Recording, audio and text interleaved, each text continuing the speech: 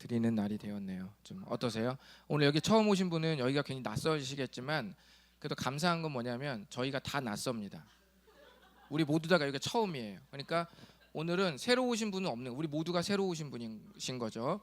그런 의미에서 우리 모두는 지금 완전히 동일하다, 평등하다라고 생각하시면 되겠습니다.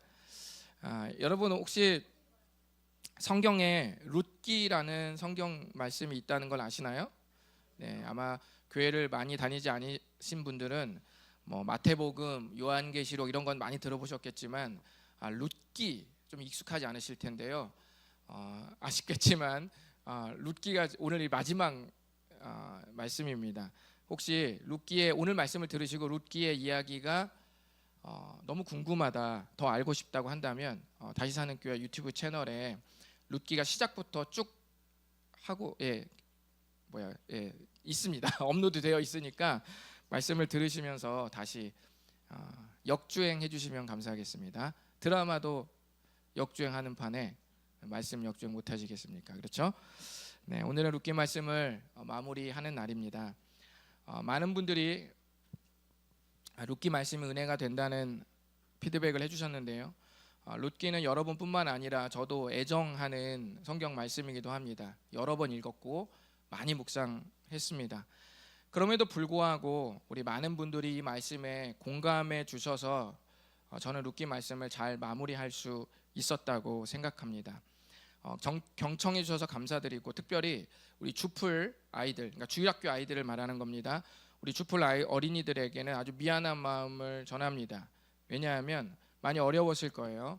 그래도 잘 참고 들어줘서 아주 고맙습니다. 훈련이라고 생각해 주세요.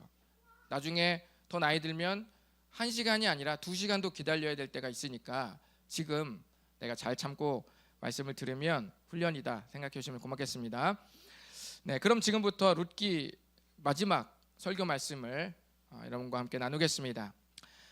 사람은 모두 소중하고 존귀합니다. 아멘이십니까? 네. 우리는 사람들이 가진 인종, 그다음에 국가, 성별, 출신, 나이 등 어떠한 이유로도 차별을 받는다면 이것은 이 땅에서 결코 일어나서는 안 될 일이라고 믿습니다. 아멘이십니까? 네, 아멘이시죠. 저는 대학교 처음 들어갈 때 선배님들이 그랬습니다. 너는 어느 시골에서 왔냐? 네, 이렇게 얼굴 색을 보고 평가하면 안 되는 거예요. 그러니까 우리는 그 자체로 존귀하게 봐야겠죠. 그럼에도 불구하고 여러분 우리나라에서 종종 이러한 편견과 차별의 일들이 꽤 자주 일어나고 있습니다. 우리나라 사람들이 미국이나 유럽을 가서 동양인 인종차별을 받는 것에 우리가 격분하긴 하지만 반대로 정작 우리보다 못 산다고 생각하는 나라 사람들에 대해 차별을 하는 사례가 우리나라에 꽤 많이 발생하고 있습니다. 경기도에는 경기도 외국인 인권지원센터가 있다는 것 아시나요? 이 기관에서는 2023년도에 경기도 이주 노동자 직장 내 괴롭힘 실태를 조사한 적이 있었는데요. 경기도 11개 도시 7개국 나라의 100명의 이주 노동자를 대상으로 직장 내 괴롭힘 사례를 조사했는데요. 폭언과 폭행을 포함해서 한 11종류의 괴롭힘이 있었습니다. 몇 가지를 소개하면 어떤 중국인 노동자에게는 우리나라 고용주가 이렇게 말했습니다. 중국에서 온 직원에게 마약을 하고 있는지 삐짝 말랐다. 이렇게 대놓고 말을 했습니다.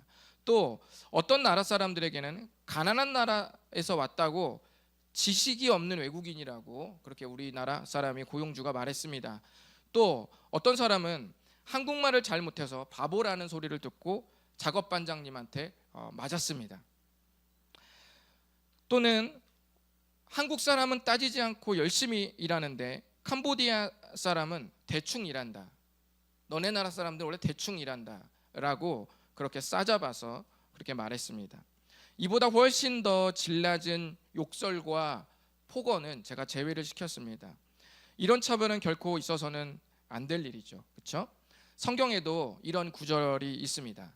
요한복음 1장 46절에 보면 대표적으로 제자 빌립이 나다나엘이라는 사람을 만나서 구약에서부터 예언한 그 구원자 예수님이라는 분을 만났다. 그분이 바로 나사렛 마을의 예수라는 분이시라고 이렇게 소개를 했습니다. 그랬더니 나다나엘이 하는 말이 뭐라고 말해요?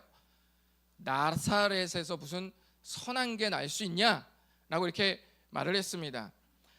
나사렛이라는 동네는 갈릴리라는 지역에서도 정말 몇백 명 정도밖에 살지 않는 진짜 촌동네입니다. 촌동네. 그러니까 나다나엘은 이런 작은 촌동네에서 어떻게 우리가 그토록 기다리던 그 위대하고 엄청난 분이 그 촌구석에서 우리에게 목격될 수 있겠냐. 그러니까 나다나엘은 출신 지역에 대해 편견이 있었다는 얘기죠. 확실히 사람은 편견을 가지려는 이런 유혹에 자주 넘어지곤 합니다. 나 같은 사람을 하나님께서 도와주실까?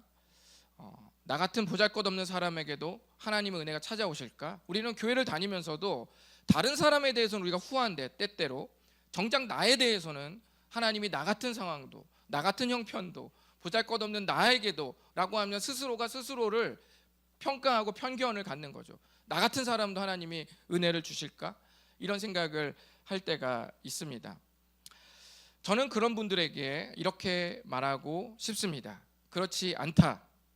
나오미와 룻을 보시라고 말씀드리고 있습니다. 그동안 우리가 룻기를 나누었던 이 등장인물 중에 가장 가련한 두 여인, 룻과 나오미, 이 두 사람의 이야기를 지켜보라고 말씀드리고 싶습니다. 전부 무너진 삶의 자리에서 하나님께서 어떻게 두 여인을 위로하는지 보시고 우리의 부족함과 흠이 있는 모습이 하나님의 은혜를 결코 제한할 수 없음을 지켜보라고 여러분께 말씀드리고 싶습니다. 이제 룻기를 마무리하면서 하나님께서 전면에 등장하지 않으시면서도 룻과 나오미의 인생 전체에 드리워진 먹구름을 어떻게 은혜로 완전히 걷어내셨는지 지금부터 나눠보시도록 하겠습니다. 자, 여러분, 보아스라는 사람은 드디어 이제 법적 절차를 밟아서 고엘이라는 의무를 모두 짊어짐과 동시에 룻을 아내로 맞이하고 새로운 출발을 시작했습니다. 여러분, 고엘이라는 제도는요, 고대 이스라엘에서 자기의 가족이나 친형제거나 친인척 간에 어려운 일을 당했을 때, 심각하게 재산상이나 그런 상황 형편의 어려움이 취했을 때 가장 가까운 친족으로부터 그 형편을 회복시켜주는 제도예요. 그것을 고엘이라고 말합니다. 보아스는 이 고엘의 의무를 가련한 룻과 이 나오미를 위해서 다 짊어지었고 룻을 아내로 맞이하고 새로운 출발을 시작했습니다. 이 오늘부터 들으시는 분은 이야기가 살짝 헷갈리실 텐데 전전편을 계속 들으시면서 좀 이해해 주시면 좋겠습니다. 아무튼 보아스와 룻이라는 여인이 결혼을 했다는 것을 생각해 주십시오. 오늘은 그 다음 이야기입니다. 13절 다 같이 읽겠습니다. 시작. 이에 보아스가 룻을 맞이하여 아내로 삼고 그에게 들어갔더니 여호와께서 그에게 임신하게 하심으로 그가 아들을 낳은지라. 아멘. 13절은 보아스와 룻이 혼인한 시점으로부터 아들을 출산하게 되기까지의 일을 빠르게 요약했습니다. 13절에 몇 개월의 이야기가 녹아져 있죠? 결혼해서 아들을 낳았으니까 아이가 몇 개월 만에 출산하는지 모르세요? 네, 안 낳아보셨어요? 네, 10개월이죠. 10개월. 보통 10개월입니다. 그러니까 지금 저 13절 하나의 한 구절에 결혼했고 아들 낳았다까지 해서 10개월을 한 구절에 다 끼워 넣습니다. 성경에서 하나님은 종종 자신이 말씀하시고자 하는 이야기의 스피드를 조절할 때가 있습니다. 여러분도 그때 그랬지, 내년에 그랬지, 지난주에 그랬지 이렇게 말하다가 근데 지지난주에 하면서 그때 자세히 말씀하실 때가 있잖아요. 그러면 지난주, 지지난주는 쓱쓱쓱 지나가더라도 지지난주에 뭐가 있었냐면 이라고 자세히 말할 때 그때는 여러분이 어때요? 시간을 잠시 멈추고 자세하게 풀어놓을 때가 있잖아요. 성경도 똑같습니다. 성경도 빠르게 스피드를 진행시키면서 이야기를 지나가다가 아주 중요할 때는 시간을 잠깐 딱 멈추고 그 이야기를 자세하게 풀어내실 때가 있습니다.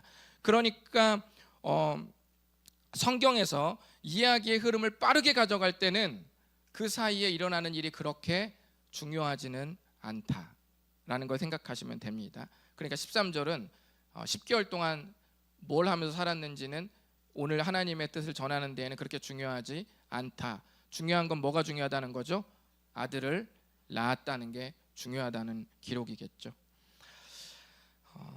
오해하지 말아야 하는 것이 하나님께서 그 10개월의 인생이 각각의 인생이 중요하지 않았다는 말이 아니라 하나님께서 룻기를 통해서 드러내고자 하는 메시지에는 그 세월이 쓰이지 않고 있다는 말입니다. 오해하시면 안 됩니다.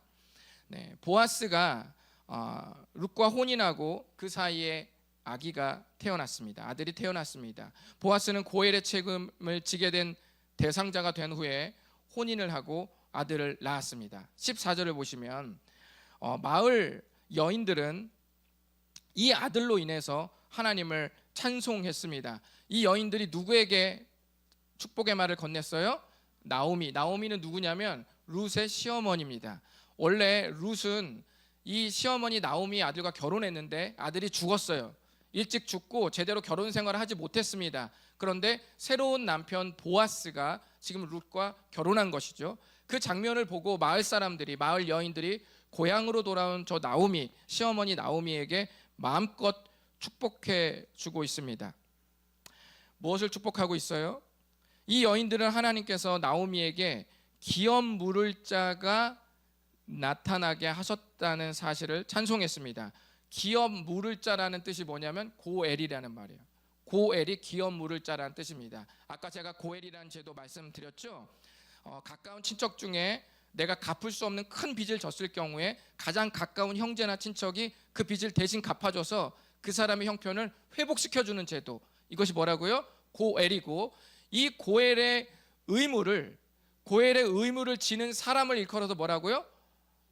그걸 고엘이라고 말하는, 그걸 기업 물을 자라고 말하는 겁니다. 어렵지 않죠? 하나님께서 이 여인들은 하나님께서 이 다 무너진 나오미의 삶을 보잘것없이 내팽개치신 게 아니라 비로소 기업 물을 자를 만나게 하시고 나타나게 하셨다고 하면서 주님을 찬양한 겁니다. 자, 그렇다면 여러분, 고엘이 누구죠? 고엘이 누구예요? 우리 그동안 배웠죠? 보아스죠? 우리 따라해 보실까요? 보아스라고 생각하실 겁니다. 그러나 보아스가 아닙니다. 보아스가 아니에요. 제가 왜 그러냐면 보아스가 고엘의 의무를 지은 건 맞아요. 그런데 여기 보세요. 기업 물을 자가 없게 하지 아니하셨도다 하면서 그 다음에 뭐라고 말해요? 이 아이의 이름이라고 말하죠. 그러니까 지금 이 아이에 대해서 말하고 있는 거예요. 왜냐하면 14절에서 고엘을 나타나게 하셨다고 하시면서 곧바로 이 아이의 이름이라고 말했기 때문에 여기서 이 말은 고엘로 헌신한 보아스로 말미암아 아들이 태어났고 그 아들이 고엘의 의무를 또 감당할 수 있게 되었다는 거예요. 또 감당할 수 있게 되었다. 그러니까 대를 이을 아들이 태어났다는 거죠. 그 아들이 앞으로도 이런 어려움이 생기면 고엘의 의무를 질 수 있게 되었으니 하나님께서 아무 미래도 없는 나오미의 삶에 손주를 주셔서 고엘의 의무를 이행할 또 다른 자손을 탄생시켰다라는 뜻입니다. 하나님은 이 아이가 나오미에게 선물하는 축복을 15절에서 다음과 같이 말합니다. 15절 읽어보겠습니다. 시작. 이는 내 생명의 회복자이며 내 노년의 봉양자라. 곧 너를 사랑하며 7 아들보다 귀한 네 며느리가 낳은 자로다 하니라. 이거 계속 여인들이 나오미를 향해 축복하는 말입니다. 15절을 어렵죠? 쉽게 풀면 이렇습니다. 제가 읽어드릴게요. 나오미, 당신을 다시 살게 하고 당신의 나이가 지긋할 때까지 돌봐줄 사람은 곧 당신을 사랑하고 당신에게 7명의 아들들보다 귀한 바로 당신의 며느리 룻이 낳은 그 아들입니다. 그 아들이 당신에게 그런 엄청난 축복의 선물을 해줄 겁니다. 이 이 낳은 아들로 말미암아 손주로 말미암아서 나오미의 인생 노년이 엄청 행복해질 거라고 지금 축복해 주는 겁니다. 자, 그러므로 15절은 이 모든 일이 누구 때문에 가능해졌다고 말하고 있죠? 아이 때문에 가능해졌다라고 말한 겁니다. 자, 우리는 여기서 룻과 나오미 그리고 보아스 간에 펼쳐진 거룩한 삼각관계를 다시 한번 살펴볼 수 있습니다. 네, 좀 이야기가 누적되고 있는데 여러분 앞에 유튜브를 꼭 한번 들으세요. 네, 자 보십시오. 자, 룻 한번 읽어보겠습니다. 룻은 어떤 희생을 했는지, 헌신을 했는지 읽어보겠습니다. 시작. 시어머니를 위해 시어머니의 하나님을 따르기로 결심함. 아멘. 시어머니를 따르고 싶은 사람 있으세요? 나는 남편을 잃었지만 시어머니를 따라서 시어머니하고 단둘이 단칸방에서 평생 살 거야, 이러는 며느리는 쉽지 않습니다. 그런데 저 외국인 며느리 룻은 시어머니를 위해서 시어머니의 하나님을 따르기로 결심한 거죠. 쉬운 결심 아닙니다. 자, 그러면 나오미는 이제 시어머니 나오미는 어떤 헌신을 했을까요? 읽어보겠습니다. 시작. 룻을 위해 보아스를 만나서 해야 할 일을 가르쳐 줌. 네. 나쁜 시어머니는 이 며느리 룻이 자기랑 평생 살겠다고 하면 젊은 며느리를 부려먹으면서 그죠? 일도 시키면서 같이 살 수 있잖아요. 그런데 만약에 나오미 시어머니가 보아스라는 남자를 룻과 연결시켜 준다면 어떻겠어요? 자기는 더 외로워질까요? 안 외로워질까요? 자기는 외로워질 수도 있잖아요. 둘이 더 친해져서 떠날 수도 있잖아요. 그래서 제가 그 말씀을 드리는 겁니다. 그런데 나오미도 그 룻의 진심 어린 그 마음을 깊이 고마워하면서 보아스를 만나서 해야 할 일을 가르쳐주고 룻과 보아스를 연결시켜주기 위해서 시어머니 나오미도 아주 노력을 하고 있습니다. 자, 그럼 보아스는 어떤 헌신을 했을까요? 읽어보겠습니다. 시작. 룻과 나오미를 위해 기꺼이 고엘의 의무를 짐. 네, 여러분 고엘이라는 의무를 여러분 오늘날 이 제도가 있다면 질 수 있어요? 여러분 저와 가족 같은 관계죠? 저한테 한 5억 정도 빚지면 갚아주실 수 있으세요? 네, 주님. 네, 들으셨죠 지금? 네, 네, 바로 5억 대출 지금 갑니다. 지금 이제 다음 주. 우리가 가족을 향해서 베푸는 사랑이 있지만 진짜 어려운 친척을 위해서 나의 모든 걸 줘서 그 사람을 회복시켜주고 나는 그만큼의 손해를 보는 게 그렇게 쉬운 세상은 아닙니다. 그런데 보아스는 굉장히 먼 친족인데도 불구하고 룻과 나오미를 위해 기꺼이 자기의 모든 재산상의 피해를 감수하고서라도 저 두 가련한 여인을 지켜주겠다고 약속한 거죠. 이 세 사람은 서로가 서로를 희생하고 헌신했습니다. 제가 이 거룩한 삼각관계 속을 휘몰아치며 돌아다니는 걸 한 단어로 뭐라고 말했죠? 따라해 보실 거예요. 파란색 한번 읽어보겠습니다. 시작. 네, 헤세드라고 말씀드렸습니다. 헤세드라는 말은 히브리어인데 우리말로 번역할 수 있는 단어가 없습니다. 그래서 성경을 보면 우리가 학자들은 무조건적 사랑, 언약적 사랑이라는 말로 번역을 하고 성경에는 사랑, 인애, 성실, 진실, 자비, 충성 이런 단어로 번역이 되어 있습니다. 이렇게 다양하게 번역된 이유는 헤세드가 가진 엄청 풍성한 의미 때문에 다양하게 번역할 수밖에 없었다는 것이죠. 바로 이 세 명이 서로가 서로를 위한 그 마음 있죠. 그 마음 안에 들어있던 게 뭐라고요? 헤세드가 들어있었다는 거예요. 서로가 서로를 향해서 무조건적으로 사랑하는 그 마음이 들어 있었다라고 제가 말씀을 드렸습니다. 룻은 나오미를 헤세드로 섬긴 며느리였습니다. 성읍의 여인들도 룻이 얼마나 큰 헌신을 했는지 알기에 나오미에게 뭐래요? 너가 데리고 있는 룻은 7 아들들보다 더 귀하다. 그달 뒤 아들만 인권이 보호받는 시대에 딸은 무참하게 질밥혀지는 시대에도 그 며느리 룻을 향해서 7 아들들보다 더 귀하다고 마을 여인들도 그 룻의 헌신을 충분히 알고 있었습니다. 여러분 언제나 돌파구는 헤세드의 사랑이 돌아다니는 곳에서 생겨날 때가 많습니다. 돌파구는 그런 관계 속에서 때로 생겨납니다. 나오미에게 룻이 그랬죠. 룻에게 보아스가 그랬습니다. 그리고 다시 룻에게 나오미가 그랬습니다. 그래서 여인들은 이 아기의 이름이 이스라엘에서 널리 선포되기를, 유명해지기를 바랐습니다. 16절과 17절 다 같이 읽어보겠습니다. 시작. 나오미가 아기를 받아 품에 품고 그의 양육자가 되니 그의 이웃 여인들이 그에게 이름을 지어주되 나오미에게 아들이 태어났다 하여 그의 이름을 오벳이라 하였는데 그는 다윗의 아버지인 이새의 아버지였더라. 아멘. 여러분 16절의 광경을 잘 보십시오. 나오미가 아기를 받아서 품에 품고 있는 그 모습. 늙은 가련한 나오미라는 여인에게 아무것도 남지 않고 그 두 손에 건질 것 하나 없는 텅 빈 그 삶에 누가 찾아왔어요?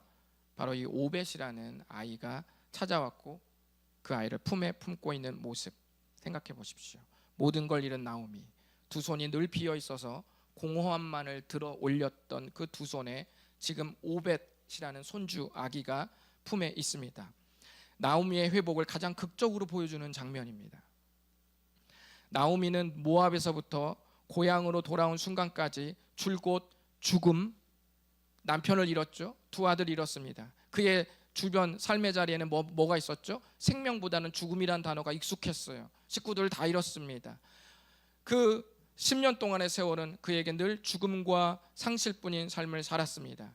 그러나 이제 그의 두 손에는 모든 미래를 짊어질 생명이 들려졌습니다. 나오미의 마음은 어느 때보다도 가득 채워졌습니다. 나오미가 이제 뭐가 됐다고요? 양육자가 되었다. 나오미가 얼마나 이 손주를 예쁘게 키울까요? 그렇죠? 정말 금쪽 같은 아이죠. 나오미가 양육자가 되었다는 말은 아기를 돌봐주는 애정어린 유모의 역할을 나오미가 했다는 말입니다. 오늘날은 어쩔 수 없이 어머니가 아이를 맡기도 하지만 이 나오미는 정말 오벳이라는 게 너무너무 좋아서 스스로 자기가 양육자가 되었다고 할 만큼 그런 관계가 되었다는 것이죠. 이를 본 이웃의 여인들이 나오미에게 아기가 생겼다고 해서 오벳이라는 이름을 지어주었습니다. 제가 오성현입니다.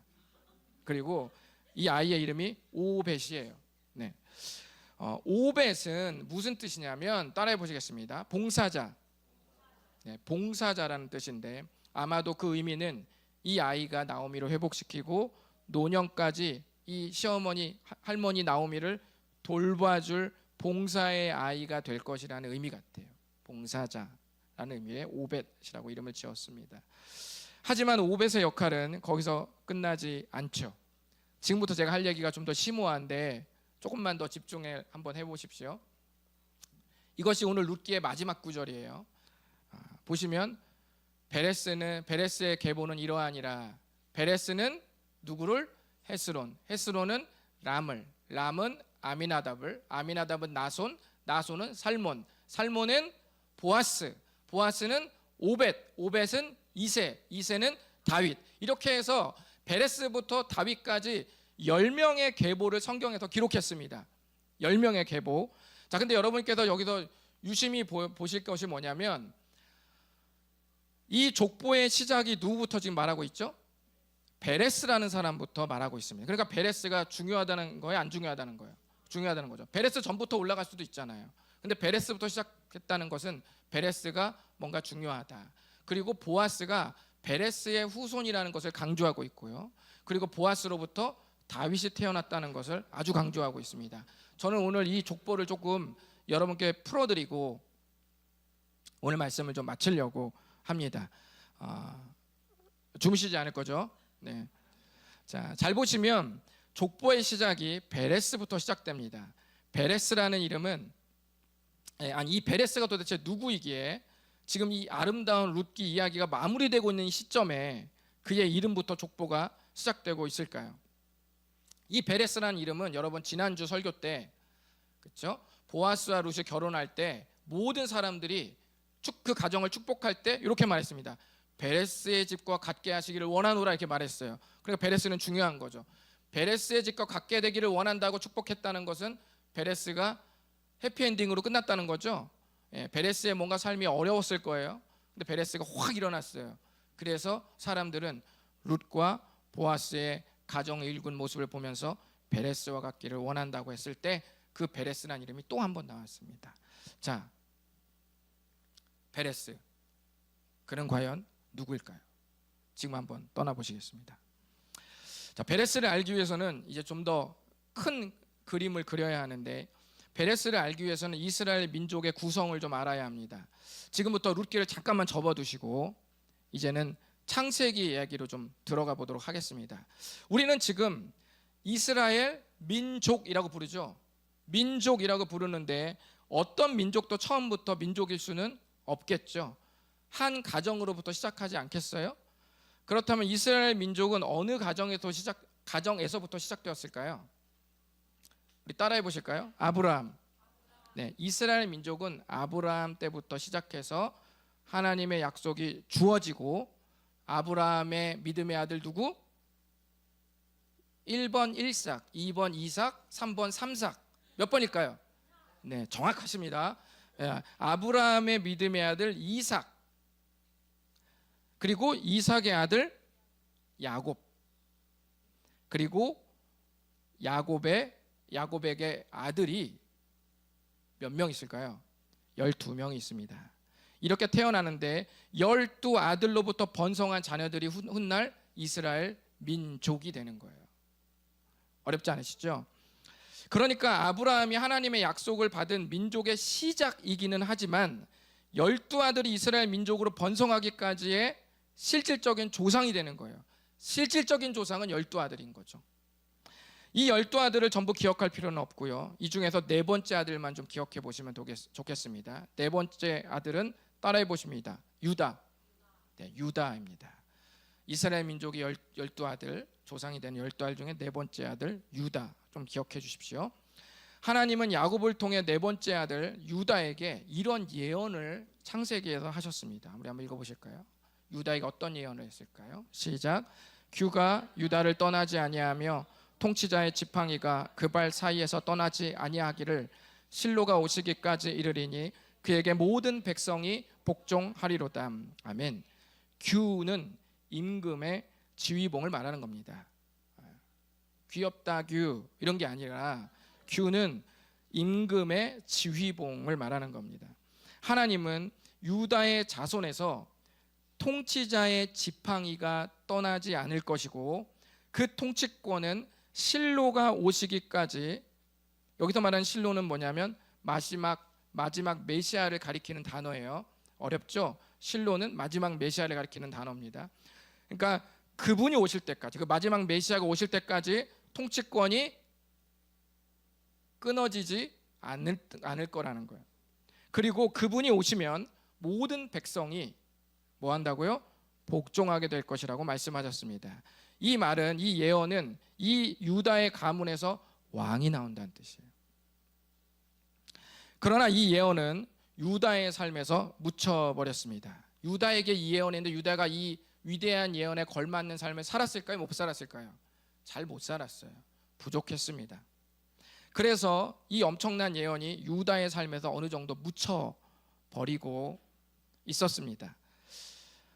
유다는 어느 날 가나안 여인과, 지금의 이스라엘 팔레스타인 지역 가나안 여인과 혼인하는 큰 실수를 저지릅니다. 고대 시대인 것을 여러분께 좀 감안하고 좀 들어주세요. 그 당시는 각 민족, 각 나라마다 신이 있었습니다. 그러니까 이런 걸 뭐라 해요? 다신이다. 신이 많다. 그러니까 그 고대의 세계관에는 신이 하나가 아니에요. 한 분이 아니라 많아요. 그래서 그리스 신화에도 보면 신이 많죠. 신이 아들도 낳고 딸도 낳고 걔가 또 낳고, 또 신이 인간과 또 관계를 맺어 또 낳고 걔도 또 신이 되고 막 그러잖아요. 그래서 고대의 문화는 신이 하나가 아니라 엄청 많습니다. 나라마다, 지역마다, 민족마다 신이 다 있습니다. 한 개도 아니고 여러 개가 있어요. 신들마다 레벨이 다 다르고 아주 복잡합니다. 가나안 땅에도 당연히 그런 신관을 가지고 있겠죠. 그런데 유다가 가나안 여인과 혼인을 하게 됐어요. 이 당시는 유일신 하나님을 섬기는 민족은 이스라엘 민족밖에 없었습니다. 이스라엘 민족만 신이 딱 한 분이다 라고 여겨서 하나님 한 분밖에 없다라고 믿었습니다. 그래서 하나님의 백성들이 유일신 하나님을 잘 섬기기 위해서는 다신 종교를 따르는 이방 사람과 가급적 섞이지 않는 게 그 당시는 아주 중요했어요. 왜냐하면 이제 하나님을 믿는 신앙이 출발하기 때문에 아무것도 규정된 게 없었어요. 그렇기 때문에 하나님은 첫 출발점에서는 다른 민족을 하나님께 폄하하신 게 아니라 다른 우상을 섬기는 민족과 쉽게 가까이 돼서 동화되는 것을 막으셨다는 거죠. 이해되시죠? 그래 하나님께서 가급적 섞이지 않는 게 중요했어요. 그런데 유다가 그 금기를 깨고 가나안 사람 수아의 딸과 혼인을 하게 됩니다. 이 혼인 후에 유다에게 세 아들이 태어났는데 우리 한번 따라해 보실까요? 가로친 건 읽지 마시고 시작. 네, 언제나 그 아들의 이름에는 오씨가 들어가 있네요. 자, 엘, 오난, 셀라. 첫째는 엘, 둘째는 오난, 셋째는 셀라입니다. 근데 저 둘째 오난은 아주 못된 애예요. 어쨌든 보시고 제가 설명해 드리겠습니다. 첫 번째 아들 엘이 커서 어느 날 다말이라는 여인과 결혼을 했습니다. 하지만 첫째 아들은 정말 극악무도한 사람이었는데 큰 아들 엘이 큰 죄를 일삼다가 죽게 됩니다. 졸지에 엘의 아내 다말은 어때? 홀로 남겨지죠. 우리는 이쯤 되면 이제 고대 시대에 우리가 룻기를 많이 나눴기 때문에 이제 바로 머리가 돌아갈 수 있습니다. 여러분, 첫째 아내 다말이 혼자 남았어요. 그러면 어떻게 해야 되죠? 그렇죠. 오난이 형수님과 결혼해서 혼인을 해서 그 대를 이어야 된다라고 했죠. 이것이 뭐라고 그랬죠? 수혼 제도라고 했고, 수혼 제도는 고엘 제도라는 것에 조금만 가지 같은 겁니다. 그러니까 그 의무를 다해야 되는 것이죠. 그러니까 오난이 자기 형수님과 혼인해서 대를 이어야 되는 거예요. 그런데 오난이 형의 자손을 잇는 의무를 별로 좋아하지 않습니다. 그리고 고의로 짊어지지 않아요. 그리고 바로 이 제도를 조롱했습니다. 그래서 생명을 계속 보존해야 하는 하나님의 제도에 도전을 하다가 죽게 됩니다. 여러분, 고대 족장 시대에는 자손을 잇는 것이 엄청 중요한 일임을 감안해서 들어주시기 바랍니다. 지금 같으면 문제가 안 되죠. 번성에 있는 민족이 충분히 구성원이 있는 이 상황이다. 오늘날은 상관없지만 그 당시 저런 시대를 뭐라고 말해요? 족장 시대라고 말해요. 그러니까 만약에 자손이 태어나지 않으면 그 부족은 어떻게 되죠? 그냥 없어지는 겁니다. 그리고 부족이 많아야 유리해요. 왜냐하면 부족과 부족 간에 싸움이 빈번하기 때문입니다. 그래서 생존을 위해서는 아들을 낳아야 하고 자손을 이어야 되죠. 고대 세계에서는 저것이 오늘날의 생명만큼 중요한 것이다. 공동체 전체의 생명과 안전을 보호하는데 절대적이었다는 것을 여러분께 먼저 말씀드립니다. 그런데 오난이 그 의무를 이행하지 않고 조롱하다가 죽게 됩니다. 졸지에 엘의 아내 다말은 계속 홀로 남겨집니다. 자, 이렇게 되자 이제 누가 그 의무를 져야 되죠? 셀라. 하나, 둘, 셀라가 그 의무를 이제 지어야 되는 것이죠. 그런데 여기서 문제가 생겨요. 아버지 유다가 첫째 아들 죽었죠? 둘째 아들 죽었죠? 셀라가 또 다말과 어떻게 하다가 셀라도 죽으면 어떨까라는 두려움이 엄습했어요. 그래서 이 아버지 유다가 이 셀라가 어떻게 될까 너무 두려워서 이 제도를 무시하고 셀라가 성인이 되었는데도 불구하고 하나님의 이 의무를 지지 않으려고 의도적으로 떨어뜨려 놓습니다. 그리고 첫째 며느리 다말을 의도적으로 과부로 방치하고 자손을 잇지 못하게 했습니다. 이에 다말이 근심했고 물리적으로 하나님의 말씀에 따라 자손을 이을 방법이 이제 다말에게는 없었어요. 어떻게 했을까요? 그러다가 다말이 어느 날 위장을 했습니다. 위장을 해서 시아버지 유다에게로 가서 유다와 잠자리를 갖고 아이를 낳게 되었는데 그 아이의 이름이 뭘까요? 따라서 해보시겠습니다. 베레스. 그 아이의 이름이 베레스입니다. 우리가 그토록 말했던 그 베레스입니다. 우리는 이 이야기를 들으면서 정말 황당하고 어처구니 없다고 생각할 수 있습니다. 하지만 다말이 자손을 잇겠다고 결심한 이 마음은 고대 시대에 하나님께서 수혼 제도를 마련해서 하나님의 백성을 보존하겠다는 그 마음과 정확하게 맞아떨어졌습니다. 물론 다말이 보인 행동이 완전히 다 좋았냐, 그렇게 좋았다고는 또 볼 수는 없지만 그것보다 가혹한 환경에서 대를 잇겠다는 다말의 비장함이 있잖아요. 그 비장함이 유다의 방치보다 더 나았다는 거예요. 그래서 인정을 받는 겁니다. 그럼에도 불구하고 이런 배경에서 태어난 이제 베레스는 뭐가 됩니까? 여러분, 베레스는 무슨 죄일까요? 자기의 출신과 그 모든 배경은 베레스는 몰랐던 거잖아요. 자기는 그냥 태어났을 뿐이잖아요. 베레스의 인생은 어땠을까요? 베레스의 인생은 정말 아무것도 아닌, 정말 그냥 그의 출신, 그의 배경을 그대로 따라가면 정말 어쩔 수가 없는 겁니다. 역전되기는 쉽지 않죠. 그의 인생을 풀어놓으면 사람들에게 고개를 갸우뚱거리게 만드는 그런 배경과 출신을 갖고 베레스는 태어날 수밖에 없었던 거죠. 하지만 그의 출생 자체가 한없는 흠투성이었더라도 하나님은 흠투성이의 베레스를 그대로 놔두지 않았다는 겁니다. 그래서 사람들이 보아스와 룻의 혼인을 지켜보면서 그들의 배경이 그의 그렇게 자연스럽지만은 않았기 때문에, 보아스와 룻도 정상은 아니었거든요. 완전 정상은 아니었기 때문에 그의 자연스럽지 않은 그 모습을 보면서 자기들의 조상 중에 가장 자연스럽지 않은 출생 베레스를 이렇게 얘기하면서 베레스였지만 하나님의 은혜를 입은 그의 집과 베레스의 집과 같기를 원한다. 하나님의 은혜로 역전되는 가정 되기를 원한다고 축복을 해준 겁니다. 저렇게 기나긴 이야기를 했는데 좀 이해는 되셨어요? 어렵지 않으시죠? 그래서 다시 한번 여러분 족보를 보시면 이 족보는 하나님께서 정말 이상하게 태어난 베레스의 이 가문을 어떻게 가만 놔두지 않고 일으키셨는지를 보여주는 겁니다. 거기 보시면 보아스가 있습니다.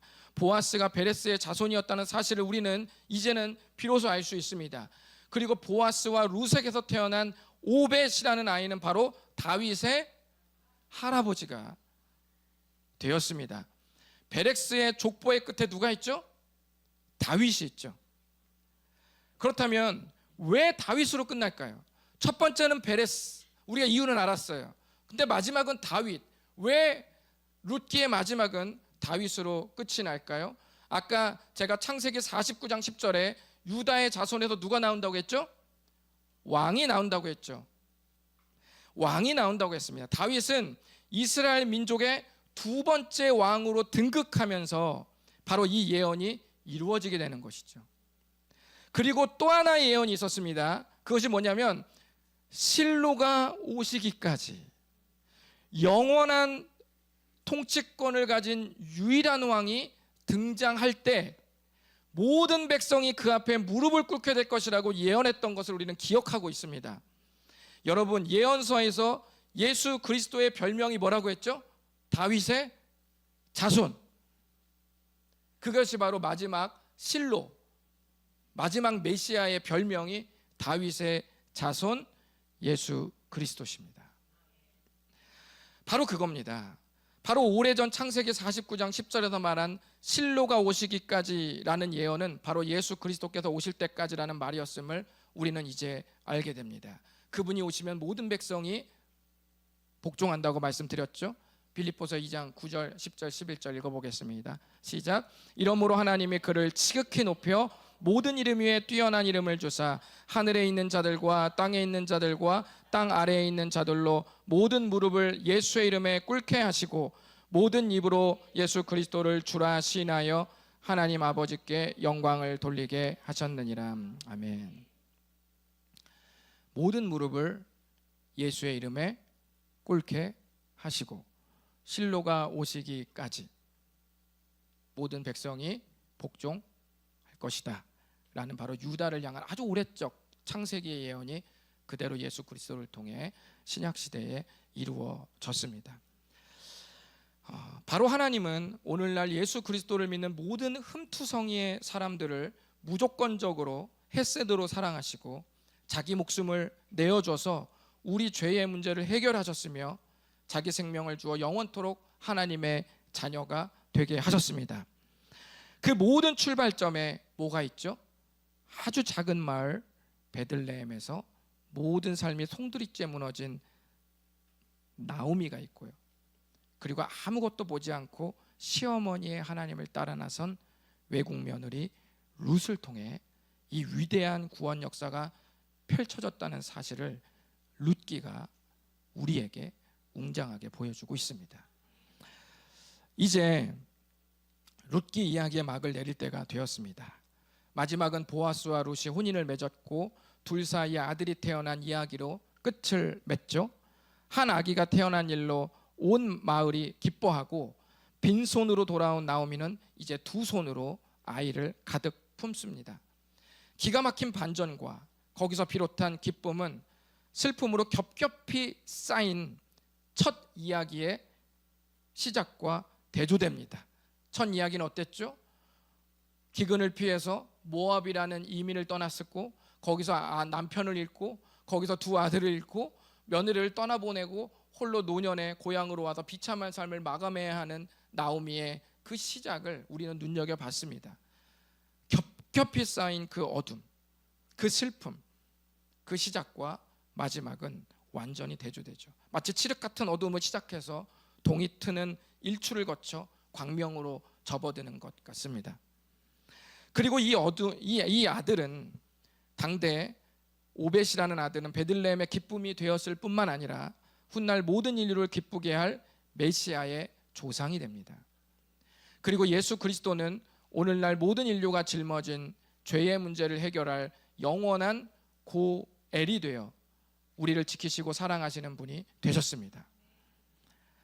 나오미와 룻을 통해 채워진 룻기 이야기, 이제 우리가 다 보셨습니다. 이 이야기는 하나님께서 온통 흠투성이의 사람들로 빚어낸 인생 작품이라는 공통점이 있습니다. 나오미는 모든 것을 잃은 나이 많은 루저였습니다. 룻은 하나님의 백성과 상관없는 편견 덩어리 외국 여인일 뿐이었습니다. 베레스는 비극적인 사건의 소용돌이 속에서 태어난 정말 이상한 아이였습니다. 세상은 이런 사람들을 출신, 인종, 여러 가지 배경, 모든 것들이 엉망이 된 사람들을 뭐라고 그러죠? 우리는 세상을 이런 사람들을 흠투성이의 사람들이라고 말합니다. 루저라고 말합니다.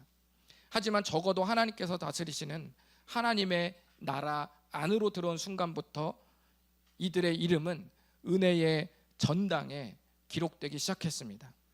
혹시 여러분에게 흠이 있습니까?